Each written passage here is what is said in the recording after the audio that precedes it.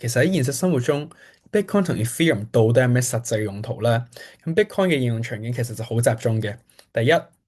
資產儲值，最大嘅功能咧就係數碼黃金，特別係啲高通脹嘅地方，好多人都會選擇 Bitcoin 去代替本地嘅貨幣，好似阿根廷啊、土耳其啊，貨幣貶值好快，Bitcoin 咧就成為佢哋嘅避難所啦。第二，國際匯款，咁傳統我哋跨國轉賬咧就要經過 SWIFT 銀行手續費同埋幾日嘅時間啦，但係用 Bitcoin 咧，你可以喺幾分鐘之內完成交易，雖然我哋都會有手續費，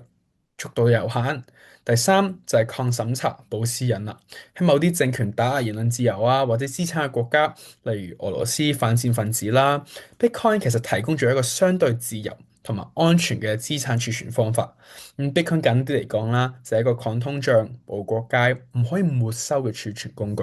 到 Ethereum 就唔一樣啦，佢咧係一個功能性嘅平台，應用嘅層面咧就多好多。例如我哋嘅 NFT 應用啦，例如喺 OpenSea 上面交易 NFT 嘅藝術品啦、遊戲裝備、收藏卡，每一張 NFT 其實都係一份智能合約嘅記錄。第二，DeFi，我哋有嘅 example 嚟 Uniswap 啦，就係唔需要銀行啊、交易所啊就可以自動換幣。第三，我哋有 DAO 呢啲去中心嘅組織，例如 Gitcoin DAO 啦，去一啲資助 Web3 嘅項目啦，投票決定資金嘅分配啦，或者 Bankless DAO。